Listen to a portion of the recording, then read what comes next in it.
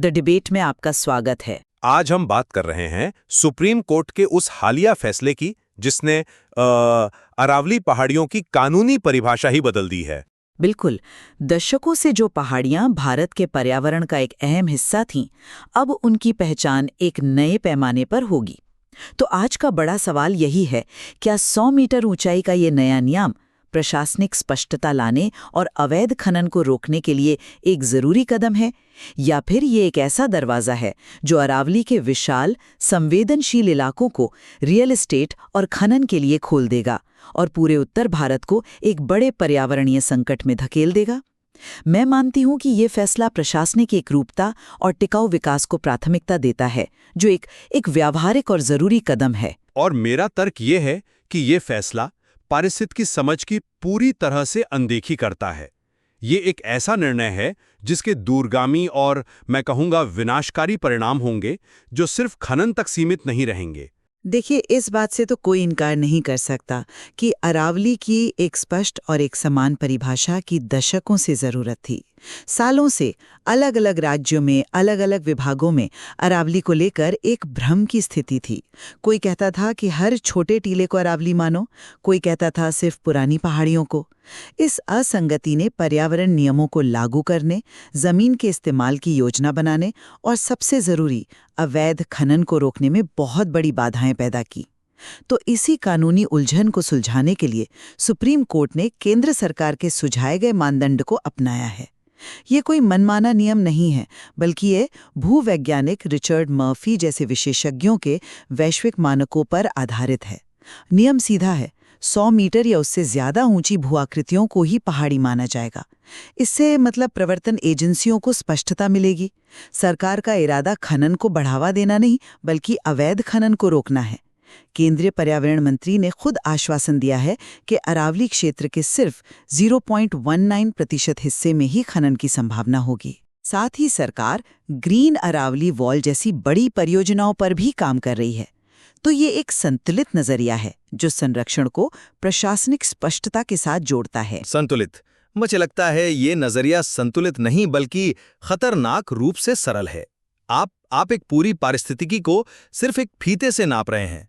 अरावली को केवल 100 मीटर की ऊंचाई से परिभाषित करना एक बहुत ही संकीर्ण और फ्रैंकली अवैज्ञानिक सोच है।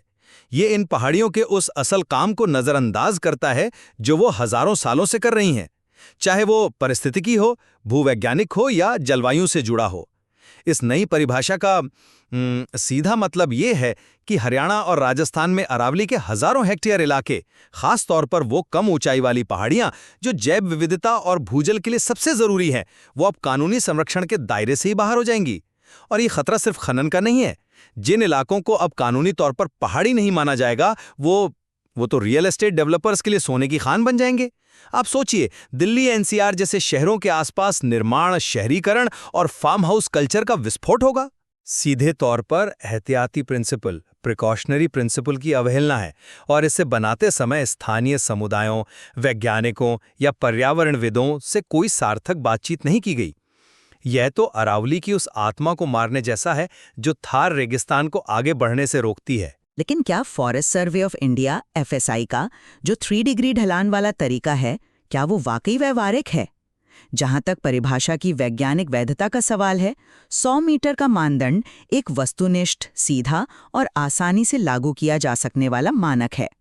यह किसी भी तरह की अस्पष्टता को खत्म करता है। जबकि FSI की ढलान आधारित विधि, जिसका आप समर्थन कर रहे हैं, वो बहुत जटिल हो सकती है और उसकी व्याख्या अलग अलग तरीके से की जा सकती है। इससे तो कानूनी लड़ाइयां और बढ़ेंगी। कौन तय करेगा कि ढलान कहां से शुरू होता है और कहां खत्म? एक समान, वैश्विक रूप से स्वीकृत मानक अपनाने से प्रवर्तन एजेंसियों को साफ पता होता है कि किस क्षेत्र की रक्षा करनी है।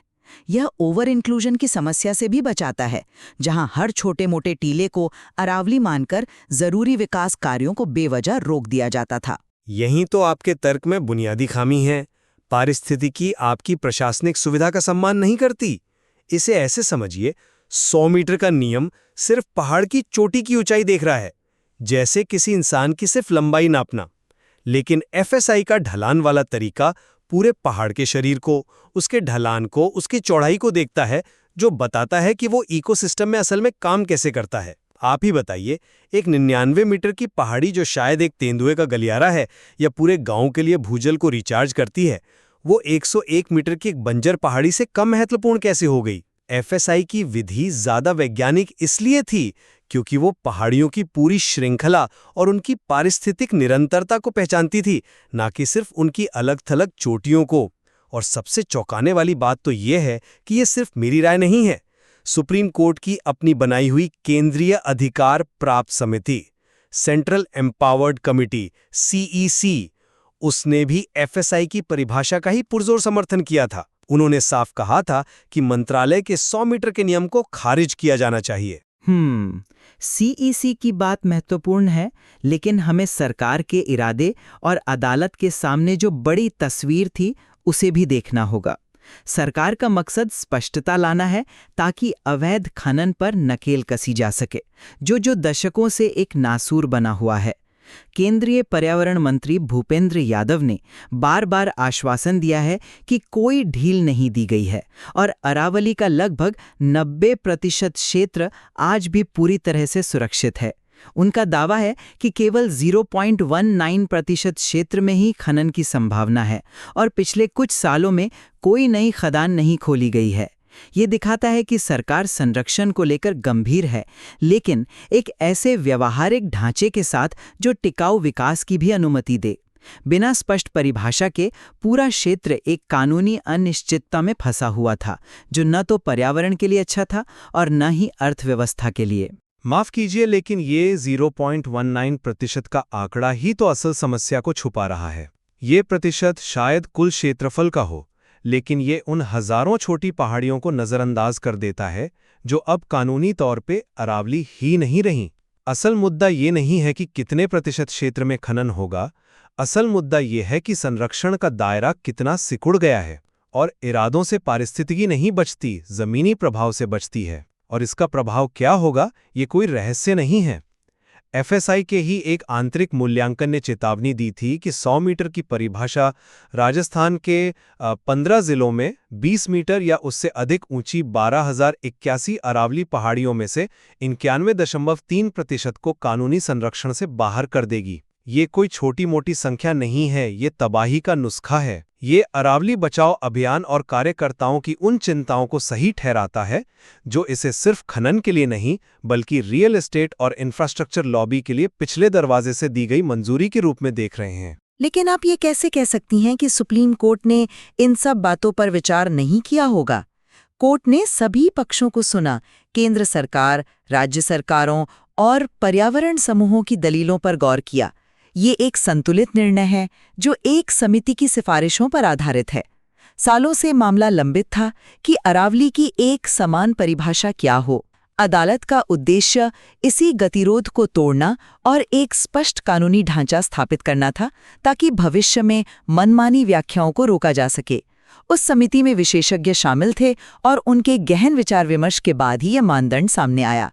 इसे एक तरफा फैसला कहना सही नहीं है। एक तरफा है या नहीं, ये बहस का मुद्दा हो सकता है, लेकिन सबसे चौंकाने वाली बात तो ये है कि अदालत ने ये फैसला अपनी ही बनाई हुई कमेटी की सलाह के खिलाफ जाकर लिया। सीईसी ने साफ साफ इसका विरोध किया था। सीईसी के अध्यक्ष सिद्धांत दास ने न्याय मित्र एमिकस क्यूरिए को लिखे एक पत्र में स्पष्ट कहा था कि समिति ने पर्यावरण मंत्रालय MOFNCC द्वारा तैयार की गई रिपोर्ट की कोई स्वतंत्र जांच ही नहीं की है। और इससे भी बड़ी बात, अदालत के कानूनी सलाहकार न्याय मित्र के परमेश्वरन ने भी अपनी प्रस्तुति में मंत्रालय के 100 मीटर के प्रस्ताव को अस्पष्ट बताते हुए इसका कड़ा विरोध किया था। उन्होंने कहा था कि इसे स्वीकार नहीं किया जा सकता और अदालत को चेतावनी दी थी कि इस परिभाषा से थार मरुस्थल का विस्तार होगा। तो आप ये कह रही हैं कि अदालत ने अपने ही बनाए हुए विशेषज्ञों और कानूनी सलाहकार दोनों की राय को नजरअंदाज कर दिया। ये तो एक बहुत बड़ा सवाल खड़ा करता है कि आखिर ये फैसला किसके दबाव में लिया गया। मैं मानती हूं कि ये गंभीर बिंदु है और अदालत के फैसले के इस पहलू पर निश्चित रूप से और विचार होना चाहिए, लेकिन हमें दीर्घकालिक दृष्टिकोण भी देखना होगा। हो सकता है कि अदालत ने सीईसी की राय को बाकी सबूतों और प्रशासनिक जरूरत के सामने तौला हो। सरकार पर्यावरण के प्रति सचेत है। फैसले के बाद भी नए खनन पट्टों पर विस्तृत अध्ययन होने तक अस्थायी रूप से रोक लगा दी गई है। ये दर्शाता है कि सरकार जल्दबाजी में नहीं है और हर कदम सोच समझकर उठा रही है। ये संरक्षण और विकास के बीच एक ईमानदार प्रयास है। अगर कोई परिभाषा ही नहीं होगी तो अवैध खनन करने वालों को सबसे ज्यादा फायदा होगा, क्योंकि वे कानूनी खामियों का फायदा उठाते रहेंगे। एक सख्त नियम कम से कम एक सीमा तो तय करता है। ये संतुलन नहीं है, ये एक बहुत बड़ा जुआ है और दांव पर पूरा उत्तर भारत लगा है। हम यहाँ मीटर और प्रतिशत की बात कर रहे हैं, लेकिन हम ये भूल रहे हैं कि अरावली एक जिंदा ढाल है। ये कोई ईंट की दीवार नहीं है जिसमें से आप कुछ ईंटें निकाल लें और वो खड़ी रहेगी। आप इसकी एक भी कड़ी तोड़ेंगे तो पूरी ढाल कमजोर पड़ जाएगी।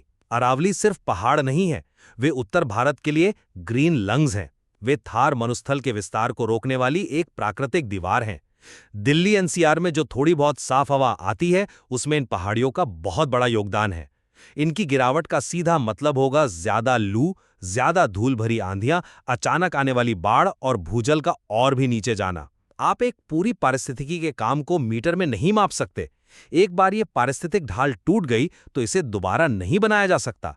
ये एक ऐसी क्षति होगी जिसे आने वाली पीढ़ियां भी ठीक नहीं कर पाएंगी। अंत में मैं यही कहूंगी कि एक स्पष्ट कानूनी ढांचे की सख्त जरूरत थी, ताकि नियमों को मनमाने ढंग से लागू ना किया जा सके और दशकों से चल रही अवैध गतिविधियों पर लगाम लगे।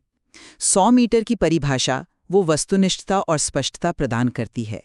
ये एक व्यावहारिक तरीका है जो टिकाऊ खनन और विनियमित विकास की अनुमति देते हुए मुख्य पारिस्थितिक क्षेत्रों की रक्षा कर सकता है। बिना नियम के अराजकता से एक इम्परफेक्ट नियम बेहतर है।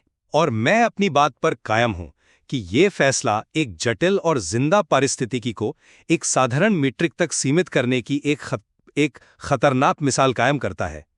अरावली की पहचान उसकी ऊंचाई से नहीं, बल्कि उसके पारिस्थितिक कार्य, उसकी निरंतरता और उत्तर भारत के जीवन में उसकी भूमिका से होती है। हमें एफएसआई जैसे समग्र वैज्ञानिक मानदंडों पर लौटना होगा, जो एक पूरे परिदृश्य की रक्षा करते हैं, न कि सिर्फ कुछ चुनिंदा चोटियों की। ये प्रशासनिक सुविधा के लिए पर्यावरण की बलि देने जैसा है। हमारी असहमति बनी रहेगी, लेकिन हम दोनों इस बात पर सहमत हैं कि अरावली का भविष्य उत्तर पश्चिम भारत की जल सुरक्षा, वायु गुणवत्ता और जलवायु के लचीलेपन के लिए अत्यंत महत्वपूर्ण है। यह फैसला इन सभी पहलुओं पर गहरा असर डालेगा। बिल्कुल, ये फैसला प्रशासनिक एकरूपता की जरूरत और एक अमूल्य प्राकृतिक ढाल की समग्र सुरक्षा के बीच एक गहरे तनाव को उजागर करता है। शोध सामग्री में इस फैसले के कानूनी और वैज्ञानिक पहलुओं पर और भी बहुत कुछ है, जो इस मुद्दे की जटिलता को और गहराई से दर्शाता है।